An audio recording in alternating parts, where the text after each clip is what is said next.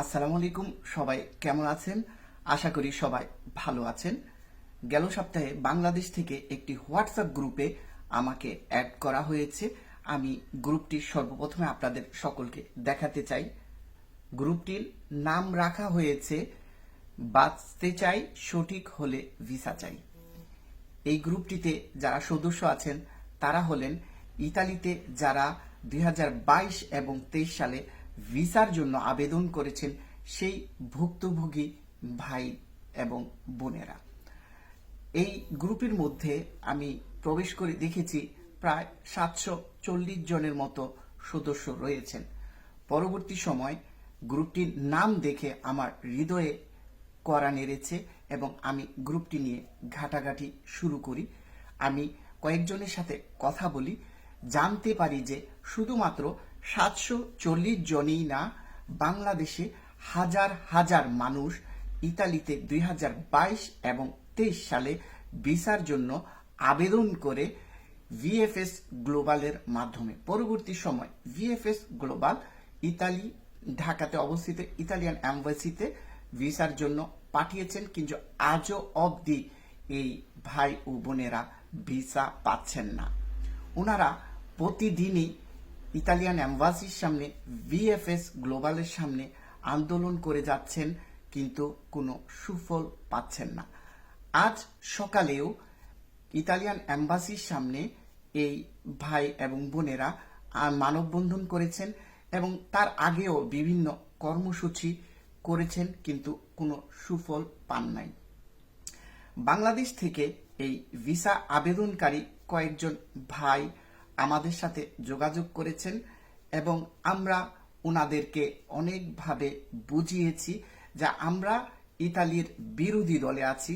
Specially আমি ইতালির প্রধান বিরোধী দল 5 স্টার মুভমেন্ট দলের আন্তর্জাতিক গ্রুপের প্রধান। আমার যিনি প্রধানমন্ত্রী ছিলেন ইতালির সাবেক প্রধানমন্ত্রী ডক্টর জুজেপ্পে কোন্তে, এবং আপনারা আমার সহকর্মী ইতালির কাউন্সিলর বিভাস চন্দ্রকর দাদার সাথেও যোগাযোগ করেছেন। আমরা আপনাদেরকে বলেছি আমরা ইতালি থেকে যতটুকু করা সম্ভব আমরা আপ্রাণ চেষ্টা করেছি, কিন্তু আপনাদের এই ভিসার ব্যাপারে আমরা কিছুই করতে পারি নাই। আমরা আন্তরিকভাবে দুঃখিত। আর তাছাড়া আমরা ইতালিতে প্রধান বিরোধী দলে রয়েছি, এজন্য আমরা আপনাদের জন্য কিছু করতে পারি নাই। কিন্তু আপনাদের দৃষ্টি আকর্ষণ করে বলছি, যারা ইতালির এম্বাসির সামনে মানববন্ধন কর্মসূচি করছেন অথবা বিএফএস গ্লোবালের সামনে গিয়ে আপনারা বিভিন্ন কর্মসূচি করছেন, আপনারা দয়া করে আমাদের বাংলাদেশের বর্তমান যিনি প্রধান উপদেষ্টা রয়েছেন ডক্টর ইউনুস সাহেব এবং পররাষ্ট্র মন্ত্রণালয়ের যে দায়িত্বে আছেন আসিফ নজরুল ইসলাম সাহেব, ওনাদের সাথে কোনো না কোনোভাবে যোগাযোগ করে ইতালি এম্বাসিতে একটি লিখিত অভিযোগ দায়ের করেন। ইতালি এম্বাসি তখন ইতালির পররাষ্ট্র মন্ত্রণালয় অথবা ইতালির প্রেফেক্টুরার সাথে যোগাযোগ করবে। আশা করি আপনারা কোনো সুফল পাবেন, তবে আপনাদেরকে আইন অনুযায়ী আসতে হবে। এ ব্যাপারে আমি এবং বিভাস দাদা ইতালির বিভিন্ন লয়ারের সাথে কথা বলেছি যে বাংলাদেশে যারা ভিসার জন্য আবেদন করে সাফার করছেন ওনাদের করণীয় কি। এখন আপনারা এই ভিডিওটি দেখেন যে একজন লয়ার কি বলছে। Allora, se io chiedo il visto per famiglia, per lavoro, qualsiasi tipo di visto, all'ambasciata o al consolato, in qualsiasi parte del mondo, vi è un termine da rispettare, una data, cioè 90 giorni.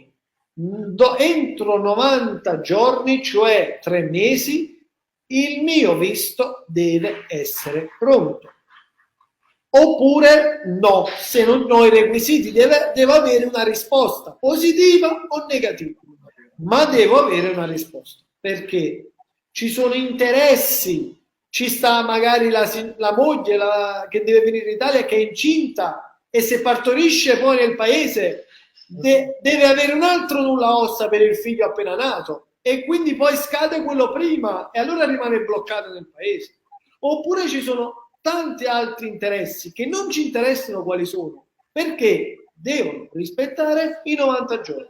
Ma tante ambasciate, tanti consolati non rispettano i 90 giorni. E allora cosa bisogna fare?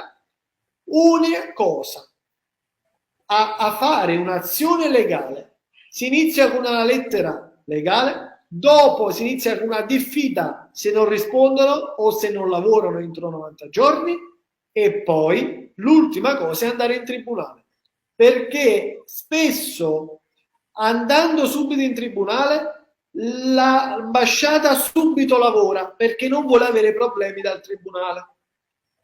Proprio quelle che stanno in difficoltà, che non riescono a lavorare le pratiche, arrivano fino in fondo al tribunale, ma è difficile. Quindi non significa che bisogna aspettare poi tutto il tribunale che finisce, il giudice, la sentenza. No, spesso come inizia il tribunale vedono che è stata applicata la legge e vedono che devono lavorare veloce perché non la stanno rispettando. Quindi per far rispettare i 90 giorni spesso bisogna applicare la legge, e applicare la legge significa fare questo. Night ভাই যে প্রশ্নটা করেছে সেটা খুব important. আমরা যারা ফ্যামিলির জন্য অ্যাপ্লাই করেছি, ঢাকাতে আমাদের 6 মাস 1 বছর আটকিয়ে রেখেছে, তাদের কি করতে হবে? আপনারা সময় নষ্ট না করে 3 মাস শেষ হওয়ার পরেই ইটালির যে যে শহরে থাকেন আপনাদের বিশ্বস্ত একটা সৎ উকিল, আমি কেন বলি, অনেক সময় আপনারা অনেক উকিলের কাছে যান, আপনাদের কাছে টাকা নেয়, আপনারা কোনো কাজই করে না। তাই আপনারা বিশ্বস্ত একটা উকিলের নিজের হাতে টাকা পয়সা দেবেন, কারো বাংলাদেশের মাধ্যমে দেবেন না, এবং তাকে বলবেন যে এমবেসির সাথে যোগাযোগ করতে এবং সবকিছু তাড়াতাড়ি করতে। এইখানে যিনি লয়ার আছেন অ্যাডভোকেট কার্লো, উনি নাপোলি শহরের অত্যন্ত ফেমাস একজন অ্যাডভোকেট। উনি বলেছেন আপনারা যারা ভিসার জন্য আবেদন করেছেন, আন্তর্জাতিক আইনে রয়েছে আপনারা যখন ভিসার জন্য আবেদন করবেন 90 দিনের মধ্যে আপনাদেরকে ভিসার একটি উত্তর এম্বাসি দিতে বাধ্য। যদি 90 দিনের মধ্যে আপনারা আপনাদের উত্তর না পান, আপনাদের আনসার না পান, তাহলে আপনারা যে কোনো লয়ারের শরণাপন্ন হবেন। একজন অ্যাডভোকেটের সাথে যোগাযোগ করে আপনারা ইতালির প্রেফেক্টুরাতে যোগাযোগ করবেন। এই লয়ার হতে পারে ইতালিতে অথবা বাংলাদেশে, তবে আপনাদের অবশ্যই লয়ারের সাথে যোগাযোগ করতে হবে।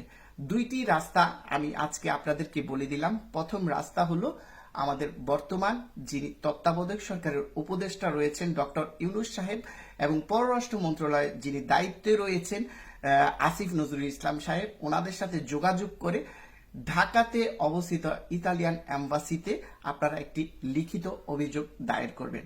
দ্বিতীয় যে রাস্তা, আপনারা যারা ভুক্তভোগী রয়েছেন আপনারা একজন অভিজ্ঞ লয়ারের কাছে যাবেন, সবাই মিলে 2-3 জন লয়ার দিয়ে ইতালিয়ান এম্বাসিতে আপনারা একটি উকিল নোটিশ পাঠাবেন। আশা করি আপনারা খুব শীঘ্রই একটি সুফল পাবেন। সবাই ভালো থাকেন, সুস্থ থাকেন। আল্লাহ হাফেজ।